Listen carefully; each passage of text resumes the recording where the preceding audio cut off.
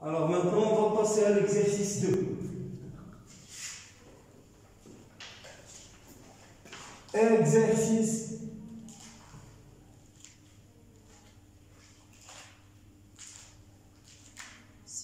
numéro 2. Oui, mademoiselle. Action d'un champ magnétique uniforme sur une spire parcourue par un courant. Alors, action de B d'une induction uniforme sur une spire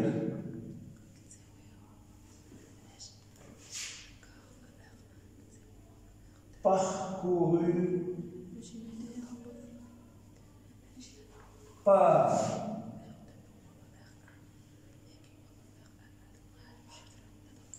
un courant.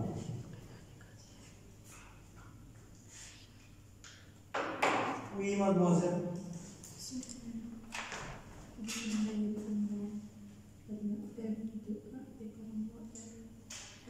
Oui.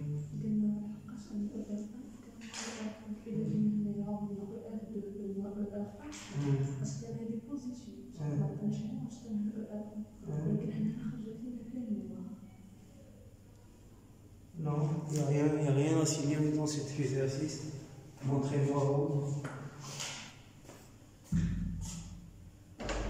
Où est le problème? Et où est votre problème ici? Oui. Donc, c'est la force exercée par 2 sur 1. 2. Donc, c'est l'induction magnétique B2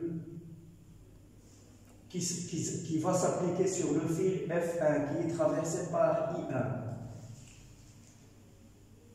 Donc, jusqu'à ce niveau, vous êtes d'accord? Oui. Oui. ER2 par moins ER1. Vous allez avoir ER1. Oui, moi j'en ai plus, excusez-moi. Moi,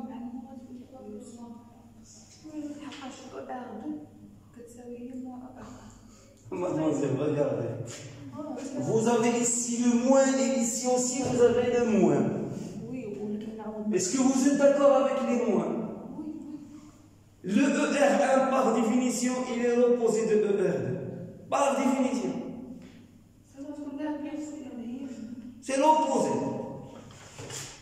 Par définition. Il n'y a même pas lieu, regardez.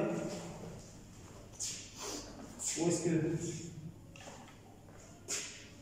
Parce que si je veux dessiner ici le vecteur ER1, je vais le dessiner ici. Donc ça c'est ER1, EZ1, Eθ1. Alors là, je vais avoir ici, ça c'est EZ2, ER2.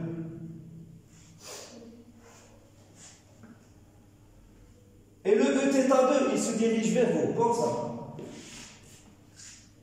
Donc, ER2, Eθ2, EZ2. Donc, vous voyez que ER2, c'est l'opposé de ER1, et Eθ2, c'est l'opposé de Eθ1. Eθ2, donc j'ai oublié de l'écrire. Donc, regardez, ça c'est Eθ2, et ça c'est Eθ1. Regardez. Eθ2 c'est l'opposé de Eθ1, ER2 c'est l'opposé de ER1 et EZ1 il est parallèle à EZ2. Vous avez compris maintenant? Donc si vous remplacez ici, peu importe, si vous remplacez ici ER2 par moins ER1, vous aurez mu 0 I1, I2 sur 2 pi fois DER1. Et vous aurez ici moins du 0 I1, I2, ER1. C'est les autres, toujours. Toujours. Quels que soient les courants, vous allez avoir deux forces, l'opposé l'une de l'autre. Soit les deux fils, ils vont s'attirer, soit les deux fils, ils vont se repousser. Mais vous aurez toujours F1 sur 2 égale à moins F2 sur 1. Toujours. Donc, je continue.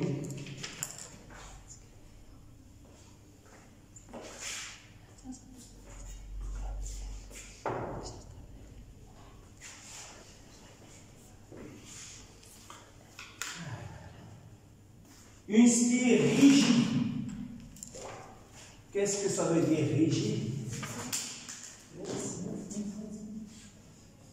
Rigide, ça veut dire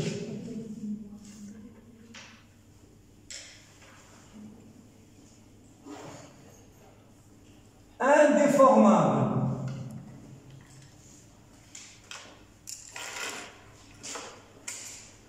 C'est ça ce que ça veut dire, rigide. C'est une spire qui est indéformable.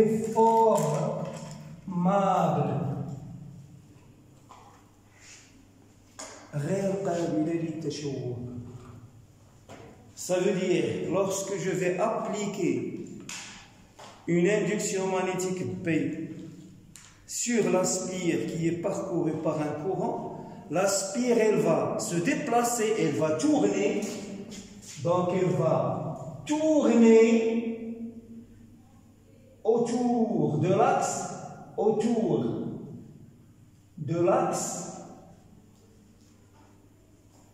sans se déformer.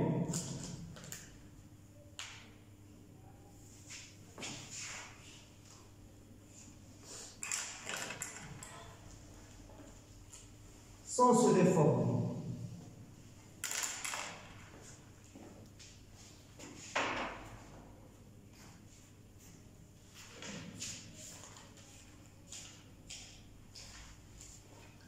De côté A. D'accord?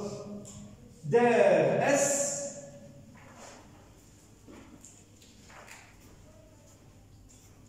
Elle est parcourue par un courant d'intensité IM imposé par un générateur. Donc je peux la dessiner à la limite. Donc je vais avoir. Donc elle tourne autour de l'axe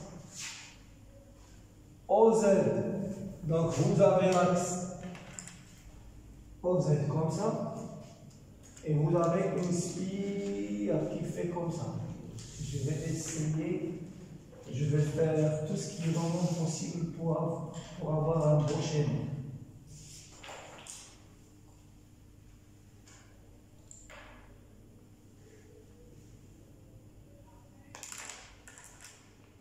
Alors ici, ça va être un peu difficile. Bon, je vais essayer.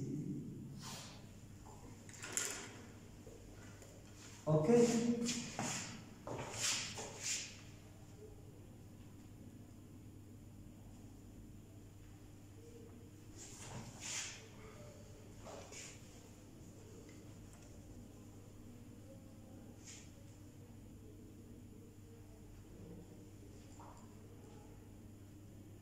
Bien, je vais me contenter de ça.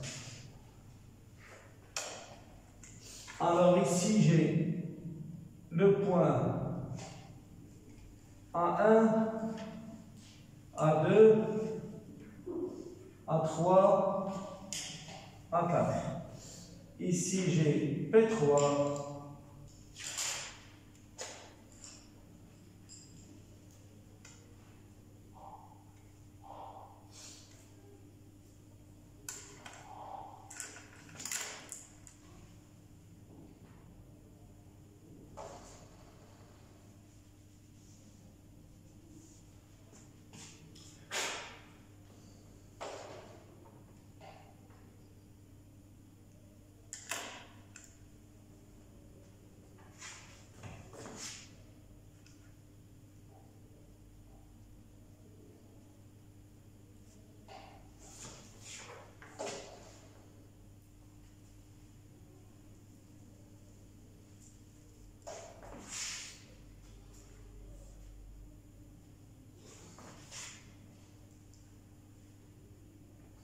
A1, A2,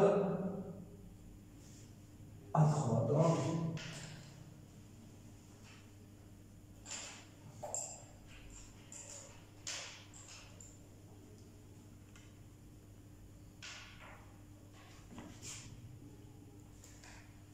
P2,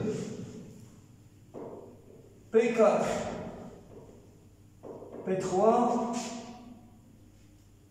et P1.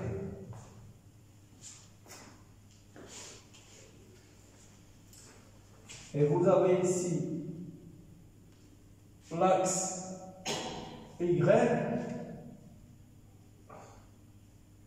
d'accord, et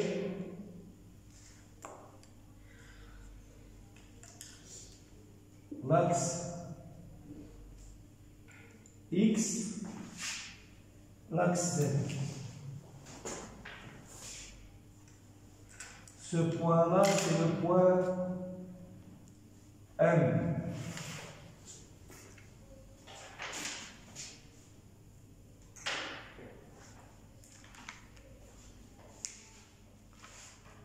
Alors, nous définissons son moment magnétique M, grand M, qui est égal à I. Le courant I qui traverse la spire, il est comme ça, regardez.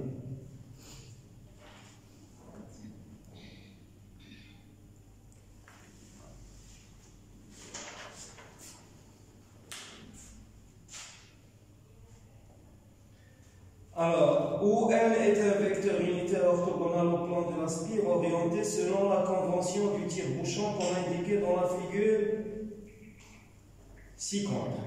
La spire de centre grand M est mobile sans frottement autour de l'axe delta. Donc, spire, nous avons une spire mobile autour de l'axe delta qui est égal à mz.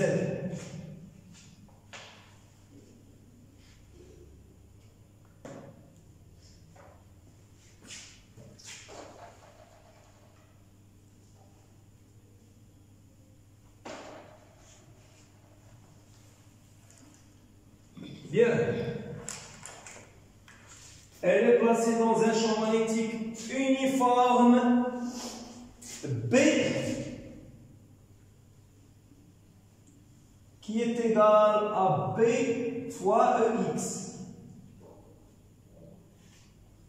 Sa position est repérée par l'angle θ. Nous notons F1 et F3 les forces subies respectivement par les côtés perpendiculaires à MZ de milieu P1 et P3. Et F2 et F4 les forces subies respectivement par les côtés parallèles à MZ de milieu P2 et P4. Alors, faire l'inventaire des forces. Qu'est-ce que ça veut dire l'inventaire des forces? Alors, l'inventaire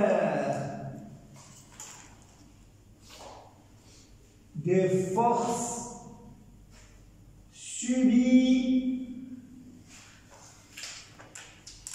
par la spire. L'inventaire des forces هي حصيلة القوى ولا القوى التي تطبق على الدفة. OK? L'inventaire des forces subies par la spire. Donc, qu'est-ce que nous avons? La première force qui s'exerce sur la spire. Quelle est la première force?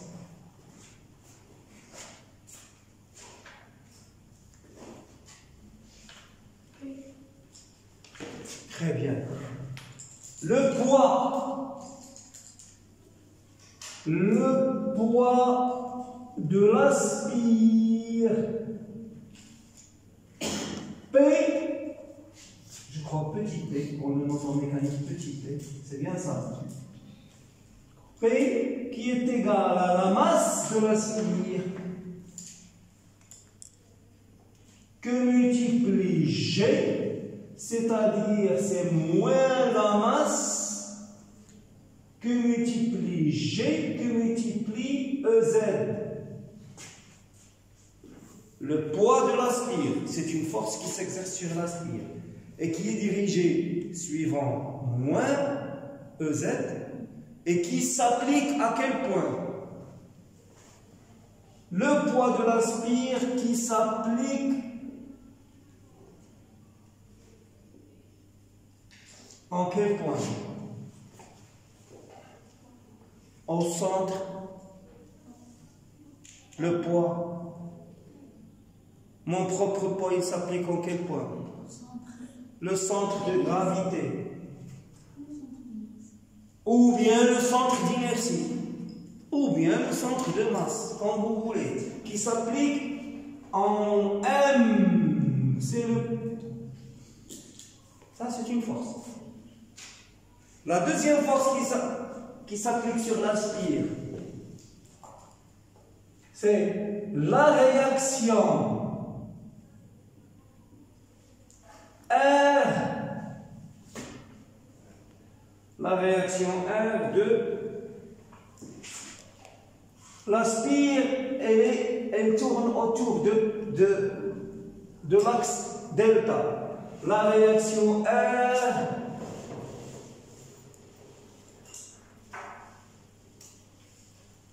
du support, c'est-à-dire delta. Alors cette réaction R, elle est égale à quoi? Elle est égale à moins de poids.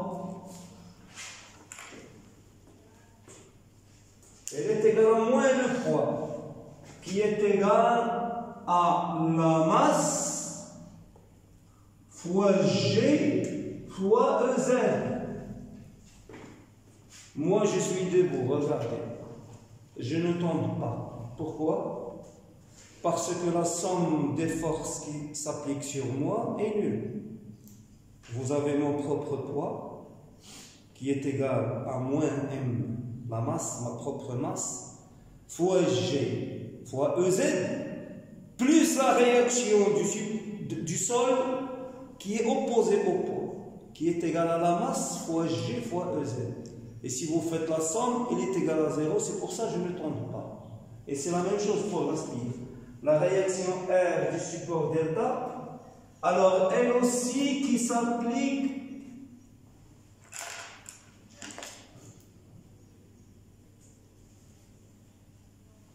en M.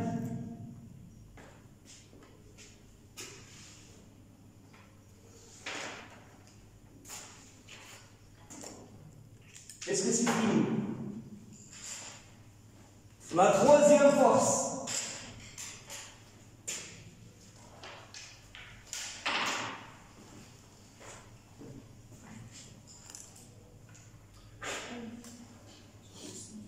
Alors la force F1.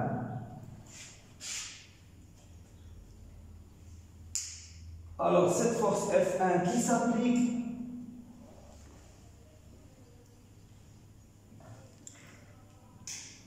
sur le morceau ou bien la portion A1, A2.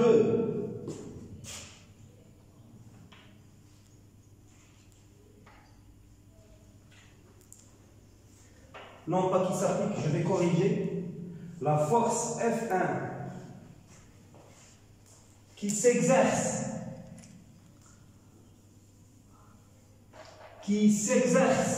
total pas sur le morceau A1, A2 et qui s'applique total pas au point, en quel point? Regardez le schéma. شوفوا le schéma, page 2. Au point, très bien. Au point P1.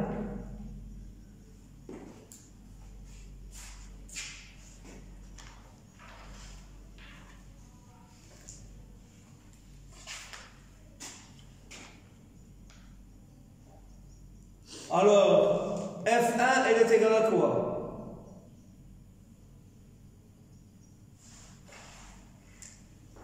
F1,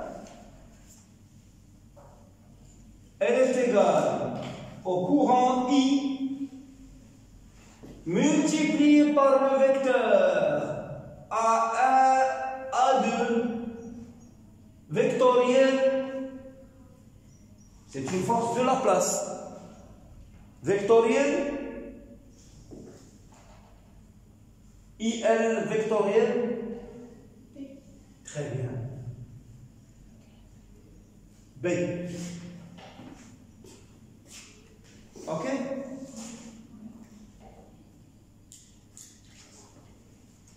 Deuxième force.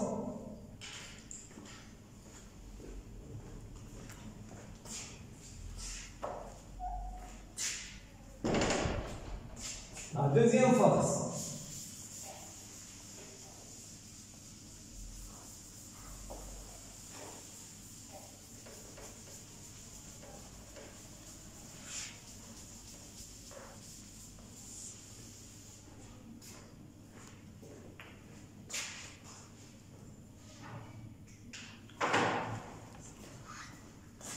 La force F2 qui s'exerce sur le morceau ou bien la portion A2, A3 et qui s'applique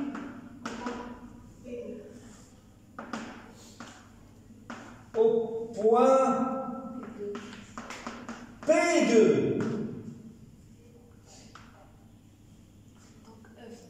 F2 égale I A2 A3. Merci. Merci beaucoup. Donc, regardez, je continue.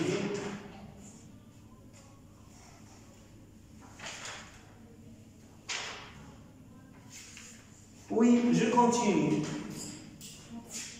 La première, deuxième, troisième, quatrième, cinquième. La force F3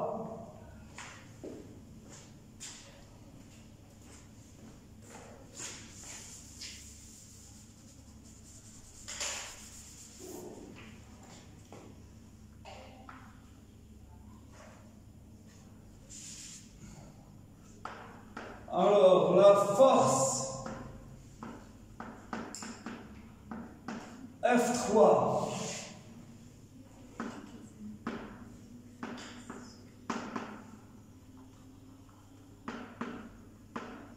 qui s'applique, qui s'exerce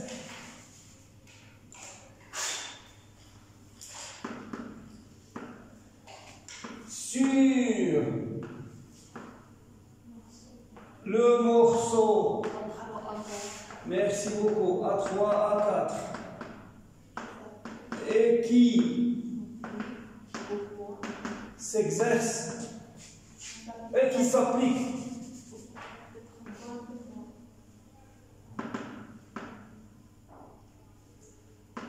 oui, au point P3. Alors F3, elle est égale à I A3, A4 vectoriel B. Et enfin, la force F4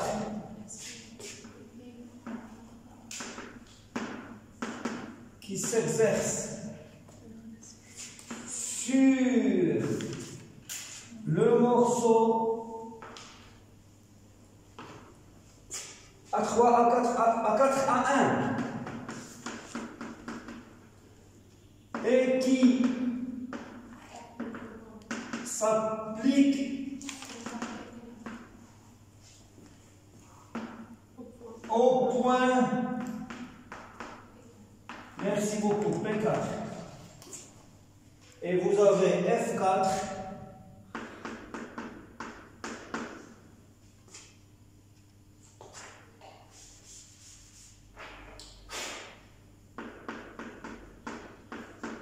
F4 égale I I A4 A1.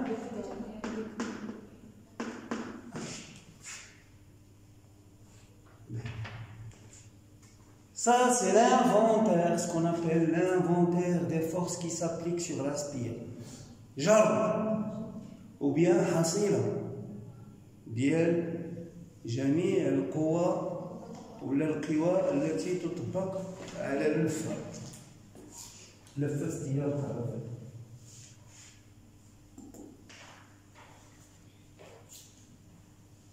Alors, maintenant, on va calculer le moment.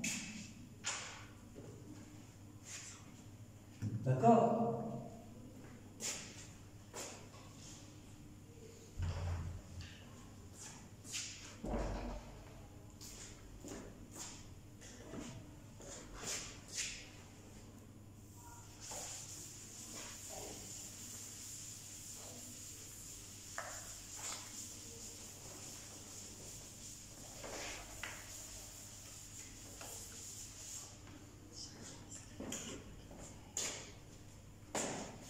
Alors, dans la troisième question, ou plutôt dans la deuxième question, montrez que deux forces s'exercent sur la spire carrée constituent un couple dont nous exprimerons le moment par rapport à delta en fonction de M, B et delta. Alors, deuxième question.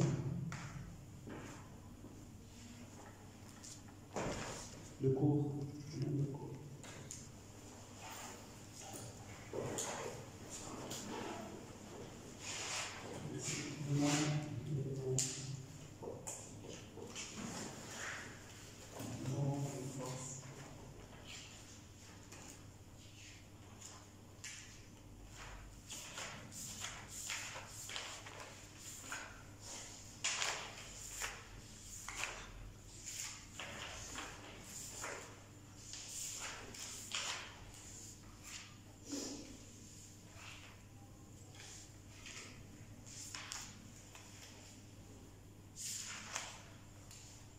Bien.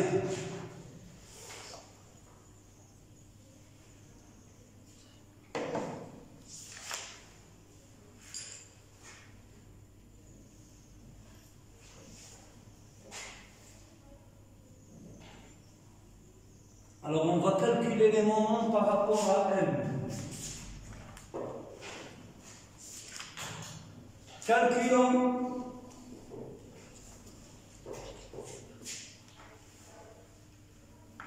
Calculons les moments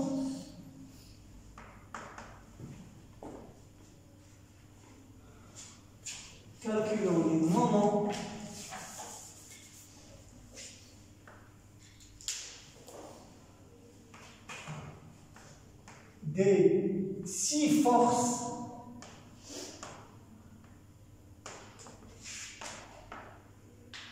par rapport au point M qui appartient à delta. C'est le centre de gravité. D'accord? Alors, le premier moment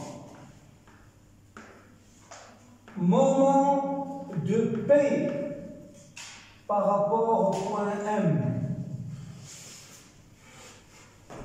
Regardez ce que je vous ai donné dans le cours, la page 34.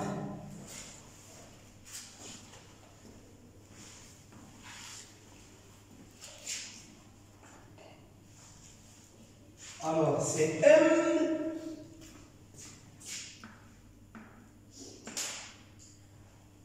fois le point d'application du poids. C'est merci. Vectoriel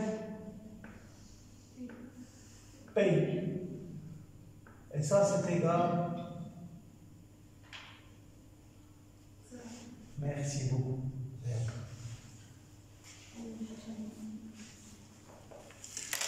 le moment du poids par rapport. Le point d'application du poids, il appartient à delta. D'accord? Nous calculons le moment par rapport à m. Or, le point m, c'est le point d'application du poids. Donc, le moment du poids est nul. D'accord? De même, le moment de R par rapport à M, il est égal à M vectoriel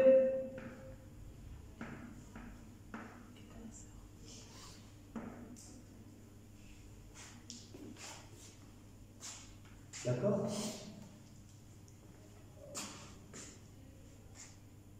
Ça veut dire, si j'applique une force sur un point de l'axe de rotation, cette force ne va pas conduire à la rotation. Son moment sera nul. Regardez, pour vous aider à comprendre, je vais utiliser cette porte, ou bien cette partie du tableau. Donc ça, c'est l'axe de rotation. Je vais appliquer une force sur l'axe de rotation. Je peux appliquer une force de 1000 newtons. Je risque de casser le tableau sans le faire tourner. Pourquoi? Parce que le point d'application, il appartient à l'axe. Vous pouvez appuyer comme vous voulez. Par contre, lorsque le point d'application n'appartient pas à l'axe, regardez, si j'applique ici une force, il commence à tourner. Si je m'éloigne de l'axe, est-ce qu'il va tourner plus facilement ou bien plus difficilement? Plus facilement. Parce que le moment devient très grand. Il y a ici la distance du point qui appartient à l'axe et du point d'application. Plus cette distance devient grande, plus le moment devient grand.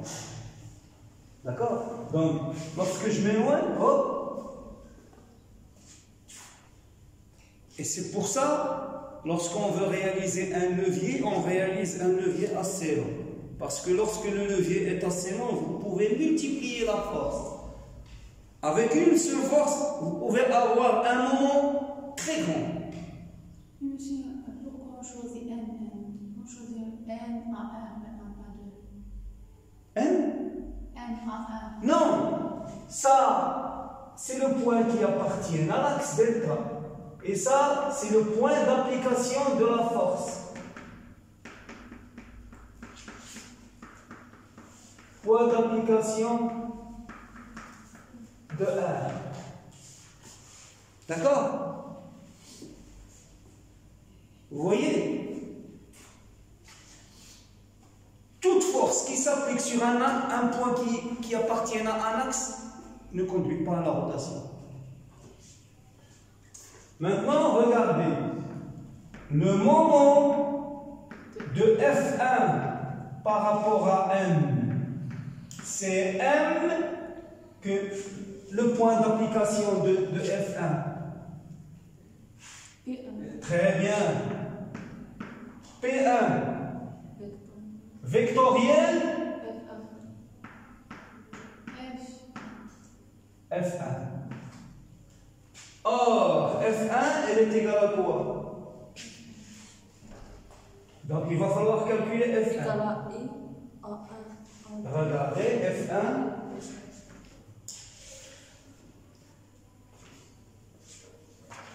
On va calculer F1. Alors, F1, elle est égale à I En 1 à 2. en 1 à 2.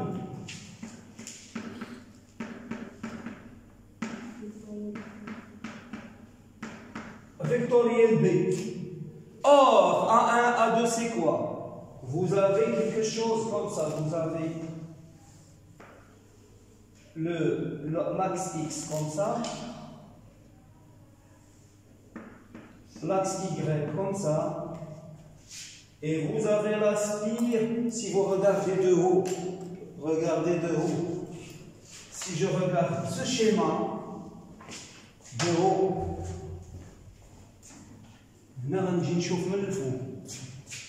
C'est-à-dire, je vais me placer ici. Alors, qu'est-ce que je vais voir?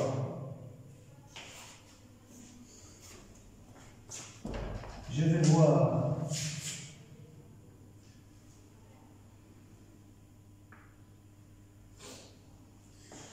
donc, ça c'est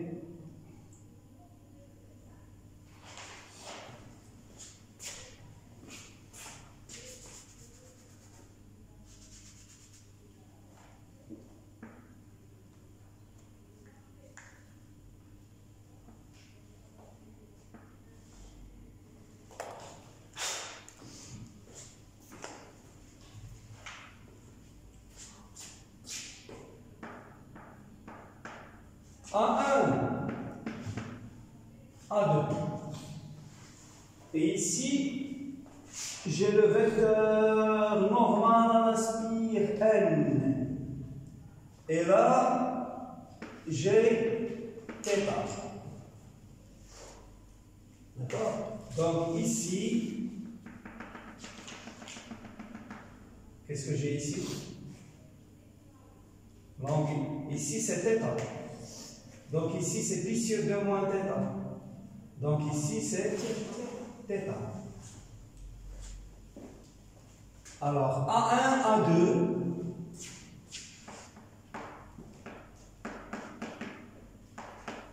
il est égal à quoi?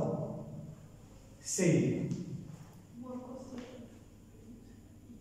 oui, c'est A1, A2.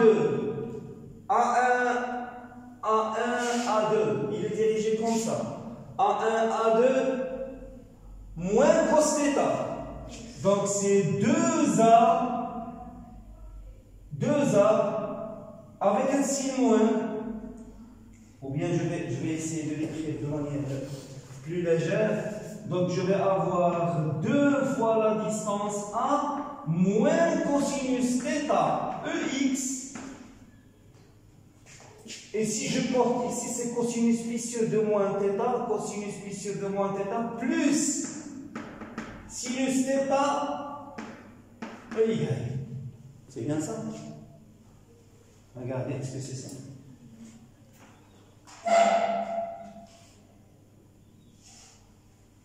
La spire de côté A, donc il n'y a pas de 2. A.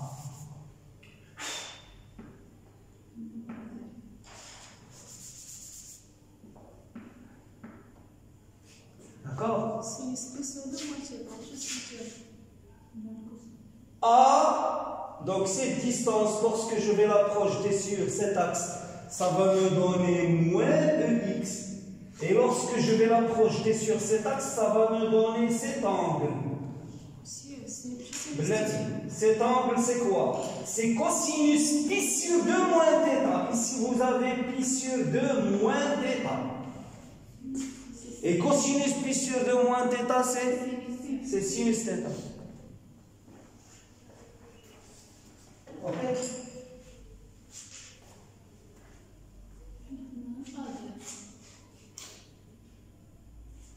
Vous avez dit?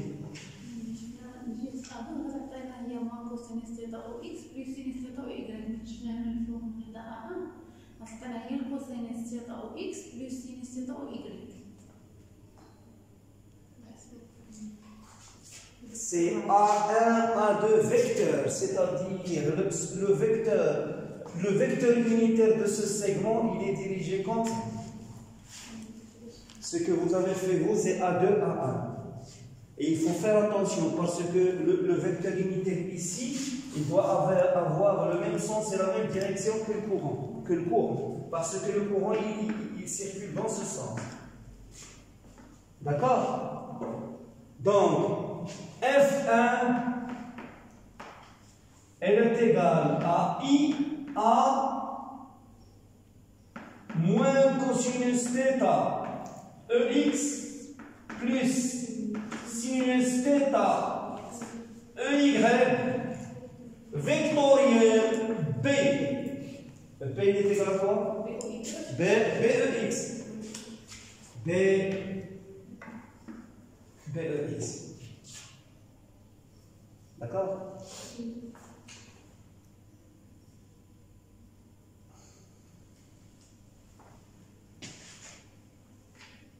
Alors, F1, c'est EX vectoriel EX. Et EY vectoriel EX. EY vectoriel EX. Moins EZ. Moins EZ. Donc c'est I A sinus θ. IAB, IAB, IAB, IAB, yeah. Sinus θ, EZ. Ça c'est F1.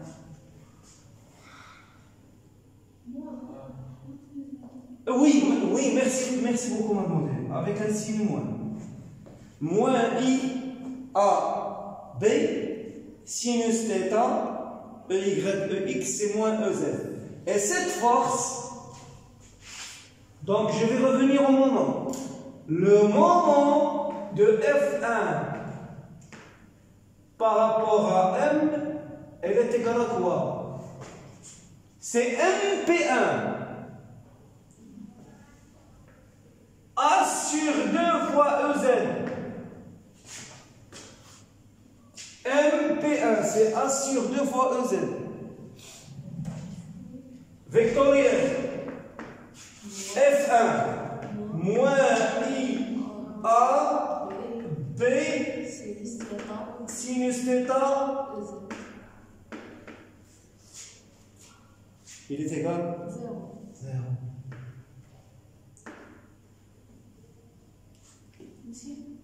A2 est égal à petit A.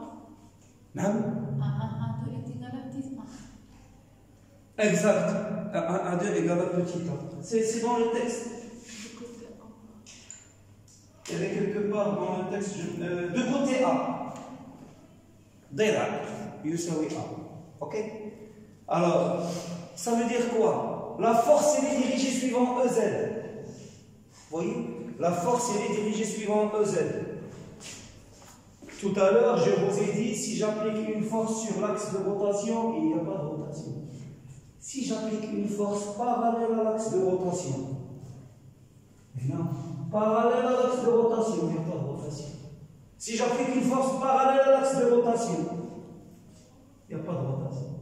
Si j'applique une force sur l'axe de rotation, il n'y a pas de rotation. Si je mets loin de l'axe, ou j'applique une force parallèle à là, il n'y a pas de rotation. D'accord? C'est ça ce que ça veut dire, moment nu. Donc, je continue. Alors, le moment de F2 par rapport à M.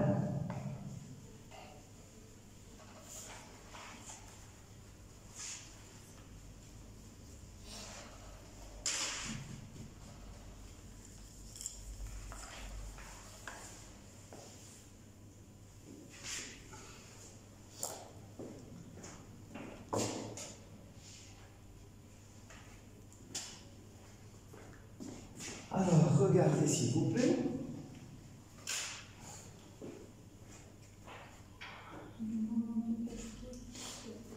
Moment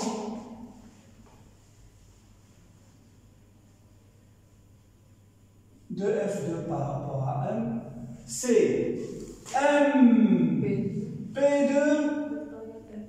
vectoriel F2. MP2.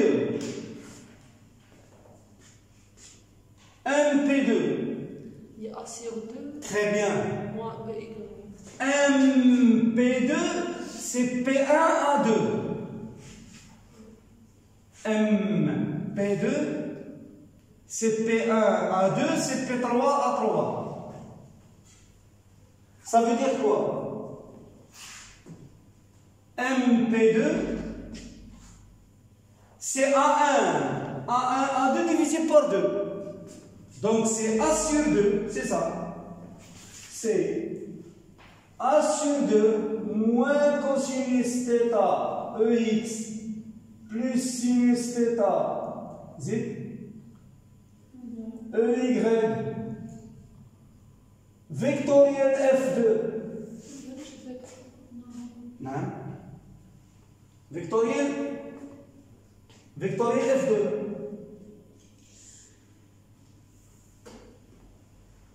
Et F2, elle est égale à quoi? C'est I. Très bien. A2, A3. Moins EZ. Moins AEZ. Moins AEZ. Vectoriel B. EX. Très bien. Donc ça c'est égal à moins I A B EZ vectoriel EX EY moins I A B EY.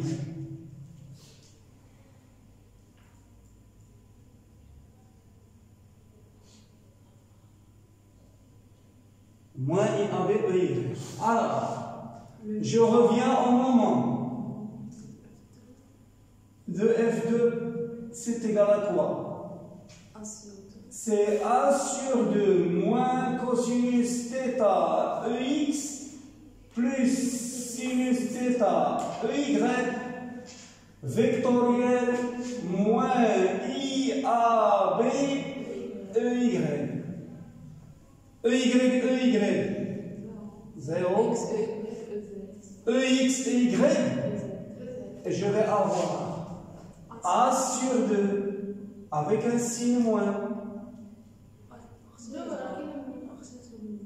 A, oui, avec le signe moins et avec le signe moins, il n'y a plus de signe moins. Donc A sur 2 que multiplie A, c'est A au carré, que multiplie B. Cos θ. Merci. Vous aurez une rotation autour de EZ. La force F2 va conduire à une rotation. Donc, elle va conduire à une rotation autour de EZ. Très bien. Je continue. Le moment de F3 par rapport à M, c'est MP3 vectoriel F3. MP3, c'est quoi MP3? Il y a A sur 2 moins EZ. Très bien. MP3 moins A sur 2 EZ. moins A sur 2 EZ vectoriel F3. Et on va calculer F3. C'est I A3 A4. A3 A4 et A3 A4, regardez, c'est A2 A1. Donc c'est A3 A4 avec un vecteur vectoriel B. C'est I A avec un signe moins que multiplie moins cosinus θ EX plus Z.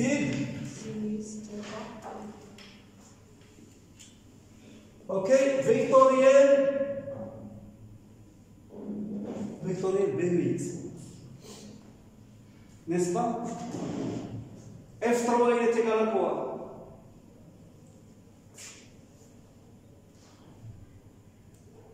C'est moins EX vectoriel EX, ça donne 0. EX moins EZ.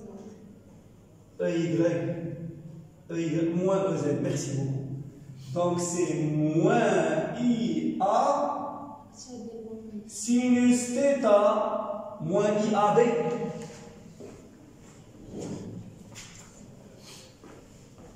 Moins I.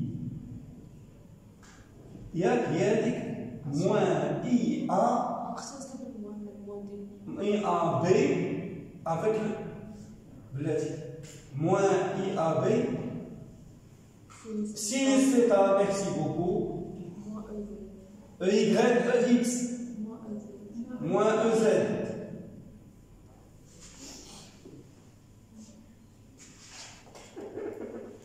Ça c'est F3. Ou le moment de F3 par rapport à M, c'est moins A sur le 2 EZ vectoriel IAB égale à 0. Pas de rotation. Pourquoi? Parce que F3 est dirigé suivant EZ. Donc c'est ce que j'ai montré tout à l'heure. Elle s'applique parallèlement à l'axe, il n'y a pas de rotation. Qu'est-ce qu'il me reste? Il me reste M. F4 par rapport à M. Ou M F4, c'est quoi? Le moment de F4 par rapport à M. I, oui. Non, c'est MP4. MP4. Vectoriel F4. Or, MP4. MP4. C'est A2, MP4. C'est A2, A1 divisé par 2. Il y a moins A1, A2 divisé par 2. Donc c'est ça. MP4 c'est moins A sur 2. N'est-ce pas? Multiplié par. Ou bien je calcule d'abord moins A sur 2. Moins cos θ EX plus. Moins A sur 2. Moins cos θ EX plus sin θ EY. Vectoriel F4.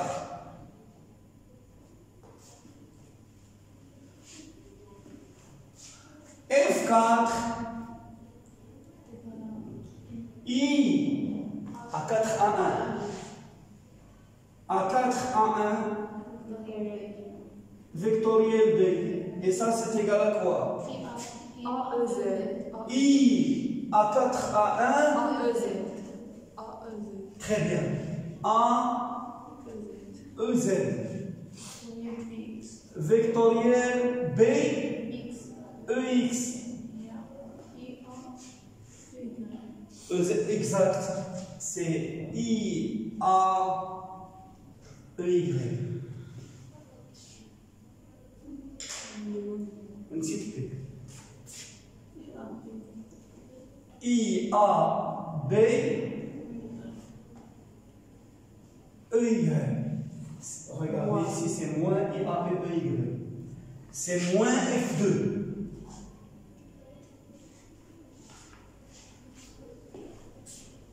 Ok?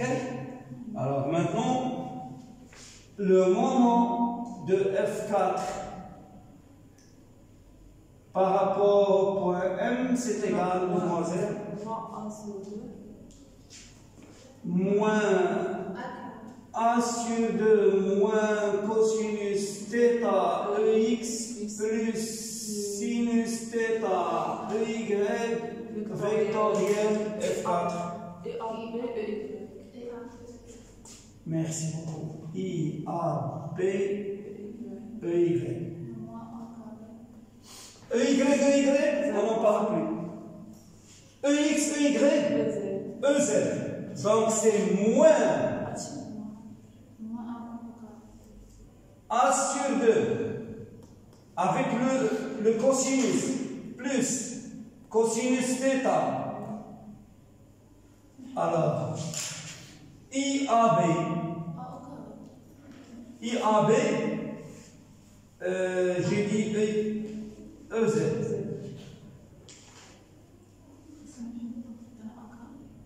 Et ça, c'est égal à quoi? C'est IA au carré. C'est IA au carré. IA au carré. IA au carré B sur 2 cos θ. C'est le même.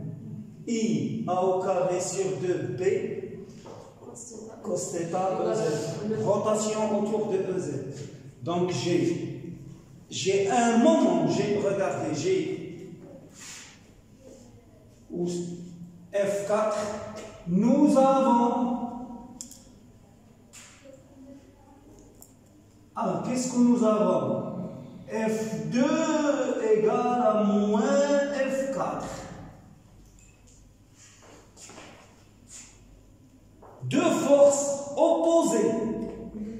Mais les points d'application est MP2 égale à moins MP4. Le moment est égal. Exactement, puisque les deux forces sont opposées, les points d'application sont diamétralement opposés, nous avons et le moment de F2 par rapport à M égale au moment de F4 par rapport à M qui est égal I fois A au carré, c'est le moment magnétique. Donc I A au carré B sur 2 cosinus θ EZ.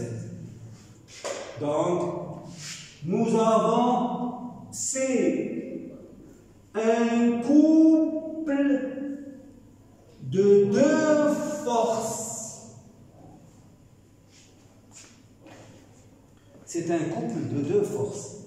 C'est le couple que vous appliquez sur le robinet pour l'ouvrir, ou bien sur la bonbonne de gaz, sur le robinet de la bonbonne de gaz, ou bien c'est le couple que vous appliquez sur comment ça s'appelle ça, la boulonne qui attache la roue à la voiture. Il faut toujours un couple de deux forces qui ont des points d'application qui sont diamétralement opposés, mais qui ont des sens opposés et qui ont le même module. C'est un couple de deux forces.